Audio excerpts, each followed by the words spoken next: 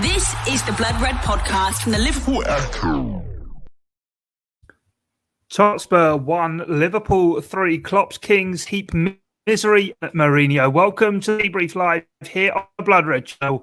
I'm Guy Clarke. Alongside me, Matip and Theo Squires. As for immediate reaction to the Reds getting back to winning ways with a 3-1 win over Tottenham in the Premier League. Matt, we've had to endure some difficult evening talking through Liverpool's latest results, but nice to see them getting 3 more points back on the board.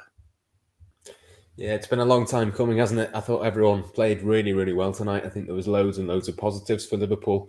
Obviously, it was a massive game. I think at the start of it, you probably just about to have taken a point because we know how good Tottenham can be, but everything that has gone wrong for Liverpool in recent weeks seemed to go right. They seem to have a lot more confidence back in terms of their attack. It was much more fluid. We had the best version of Trent Alexander-Arnold and Roberto Firmino, and we know in particular just how important those two players are. So yeah, it was much more like it, much, much better, and it puts Liverpool in a much better position. I think if they were going to go on and go into a little bit of a run, obviously West Ham's a difficult game at the weekend, Brighton to come, Manchester City, Leicester, they had to really put in a performance tonight. So to do that, to play as well as they did and to get the 3 points, yeah, so much better than what it has been of late. And it seemed, Theo, that through the afternoon, whispers about Fabinho not going to be involved and being injured, and then Tottenham seemingly scoring inside their first 3 minutes, that actually things were all sort of written. The script was written for another poor night for Liverpool, but VAR to the rescue. How long we've been waiting to say that this season, and we'll touch on the centre-backs in a bit, but Liverpool making sure that, as Matt said, they started this run of fixtures in the best possible way. Yeah, I had the feeling coming into this one that it would be a game where they could turn it around, because despite the old groans after the United Cup game, they were a lot better in that match. They were very unlucky to lose. And it seems like in recent weeks when Liverpool have been dropping points, it's when all their rivals were picking up results, overtaking them or catching up. Whereas this midweek, we've seen United lose, we've seen Everton and Leicester draw. It was a big opportunity for Liverpool to send out that statement and say, we're still here, we're still part of the talk. And they've gone out and put in a great performance. Spurs could have been 1-0 up inside the opening minutes, but when you have VAR there, you can see it's clearly offside. And they didn't let it get them down. There was no slip in confidence or anything. They just kept on going. And they put in a performance we've been calling out for weeks now. It's pretty much how for a month we've been saying everyone's out of form. All the front three are playing badly. The fullbacks aren't playing well. But today it's Firmino played well. Trent Alexander-Arnold played well. Players that you've been looking to step up. And then it's just like, well, Mohamed Salah was great. Sadio Mane, if it wasn't for VAR, he gets a hat-trick of assists and a goal. Thiago Alcantara is more involved. James Milner, Jordan Henderson. You can just go on. It was the performance Liverpool needed. And in this season, when it is going to be so inconsistent with teams able to beat anyone, you need to make sure you're getting your points against your rivals, against your big teams. And at the start of this run, it's exactly what Liverpool put down. Yeah, definitely. Keep sharing your views with us on Facebook or YouTube, wherever it is you are joining us live for this edition of the Debrief here on Blood Red. But Matt, Bobby Firmino, he's coming for a bit of stick in recent weeks, especially whilst Liverpool have been struggling to score goals. But he was the man who got it all started right on half-time, and not only got the goal, he was brilliant throughout the piece.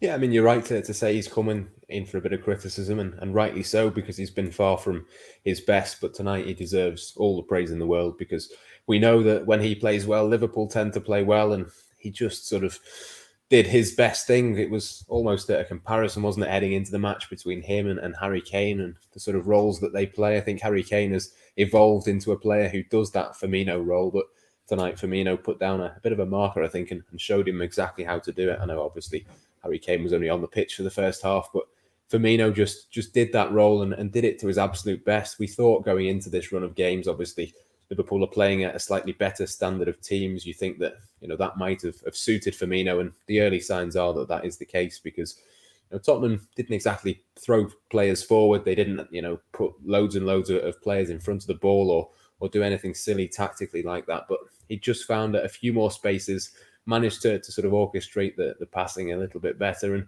making the right decisions for the first time in a little while. So yeah, it was great to see. And we know that when you've got a Firmino who's fit and fully firing, that then brings into play the other players around him. And that's the beauty, isn't it, of Roberto Firmino through the middle. When he's at his best, the players around him are at their best as well. So, yeah, there was a fair few chances, I thought, in that first half. Liverpool didn't quite manage to get themselves over the line right until Firmino at the end of the first half. But second half, they took those chances. I think they probably should have had one or two more. Certainly the VAR, the handball for Firmino, I thought was pretty harsh. But yeah, the performance was much better, and it's no surprise that comes at a time when Roberto Firmino has stepped up massively. And look, I've been as big a critic of him as anybody over the last few weeks because, as I say, he's been absolutely miles off it. So it's only right that when he puts in a performance like that, you sing his praises because he was absolutely fantastic.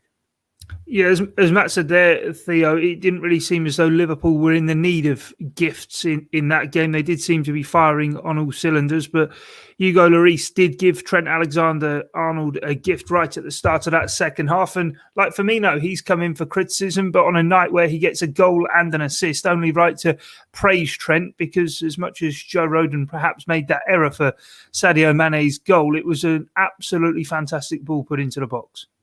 Yeah, Joe Rodon doesn't make that error if the crossing from Trent isn't as good as it is. And it was a much improved performance from him, like Firmino. We've been criticising him a lot in recent weeks. With Trent, he's not been at the same standards. He'll know that. And it's been tough for him when they've had injuries in pre-season. I think Jurgen Klopp said he had COVID in pre-season as well.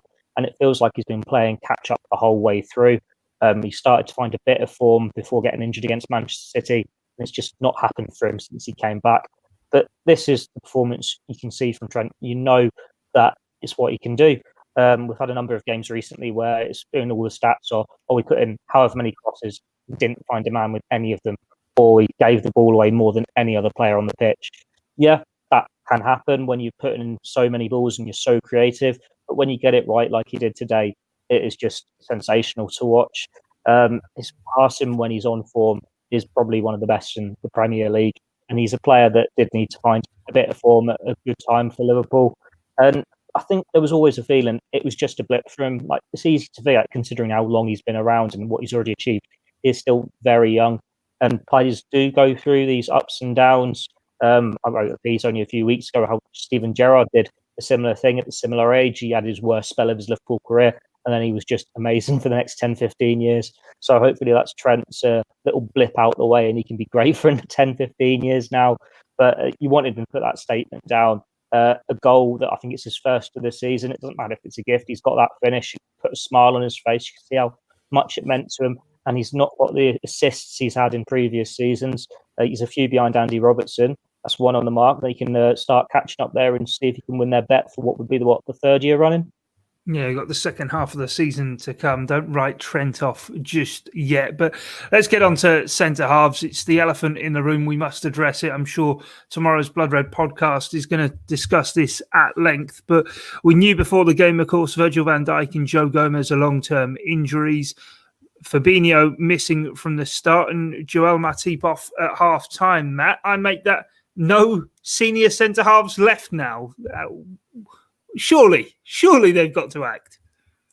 Surely. I don't think they will, but they surely have to. I mean, look, it's one of those, isn't it? I don't think the Joel Matip injury really changes anything because I think you could probably have predicted that, to be honest. It's, as somebody said this week, it's news when he's fit rather than news when he's injured, isn't it? It's just one of those things that you just know it's going to happen. So the Joel Matip one, I don't think changes anything massively. The big one is Fabinho, isn't it? It'd be interesting to see what Jurgen Klopp has to say on that tonight, whether they know exactly how bad it is. He does have a habit, of course, of saying these things are only minor, which is what he said in the build-up to the game, and then suddenly we don't see them for 4 or 5 weeks. I think he said something similar about Trent Alexander-Arnold earlier this season. So, yeah, I think if Fabinho is out, obviously that changes things for me. I think Liverpool have to, well, to be honest, I thought they had to do something anyway, but it certainly means that they have to do something if he is out for a certain period of time. But yeah, if it's only a short-term one, I wouldn't have thought that really changes too much for them, to be honest. I think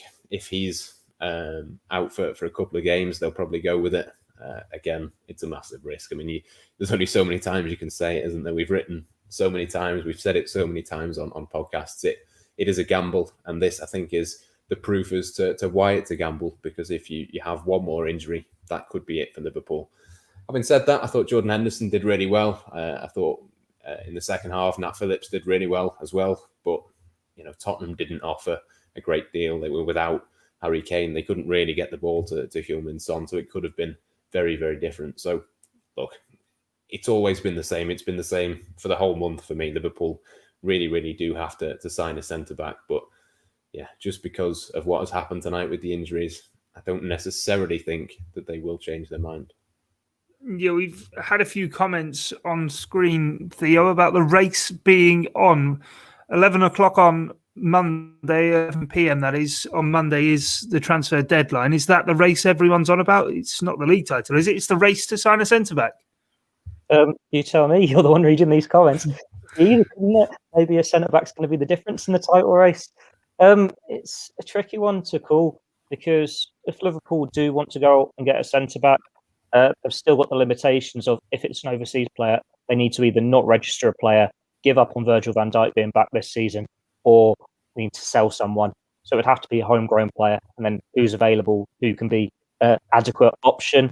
Whether you play the long-term game on it, you're not going to get someone who is going to be a long-term signing. So it would just be a case of sticking with the kids and hoping they can keep on improving, and you've got them for the future. But for me, just give up on Joel Matip now. It's happened too many times. This is a season when Liverpool needed him most, and it's when he's let them down most. Dejan Lovren dropped down the pecking order because he wasn't available. He'd always have this run of games, and I think it was 10 games in a row. He could never get to that figure. He'd always break down with injuries and be unavailable. He's not had that run from Zenit, as far as I'm aware. And Joel Matip is always breaking down, getting injured. And it's too much now. Liverpool cannot rely on him. He does not offer enough to be part of this squad as a third choice, a second choice centre-back. And then you look at what is in the squad. For me, Nat Phillips now has to be first choice with these options.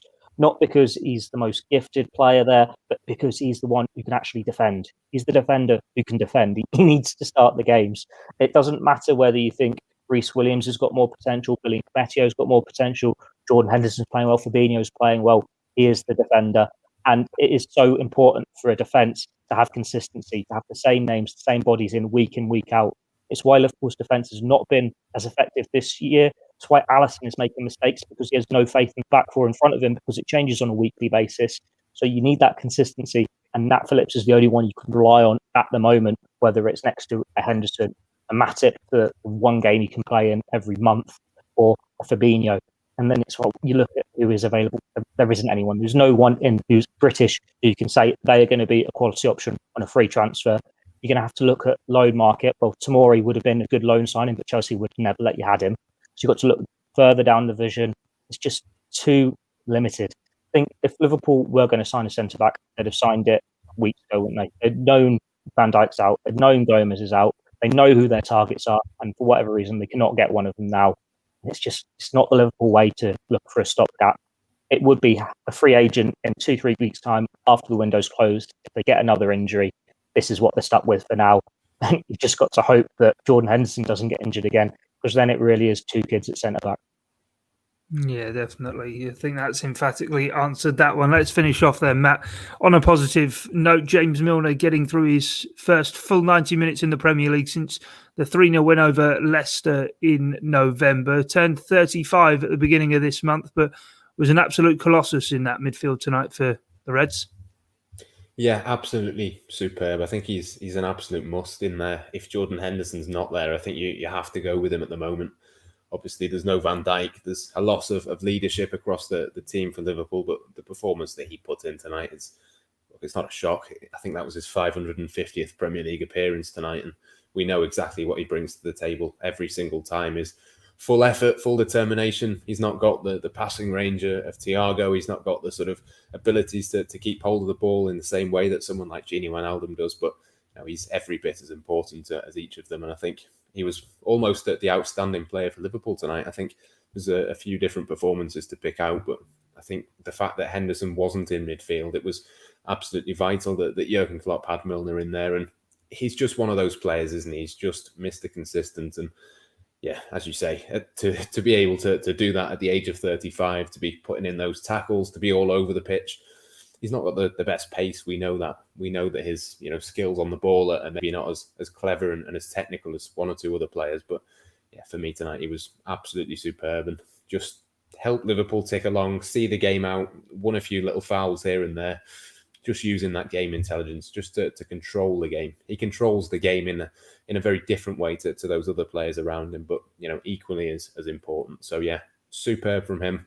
And it wouldn't be a massive surprise if Jordan Henderson is going to have to now continue at centre-back for the foreseeable future, potentially, then I think James Milner could be a pretty regular fixture in this team.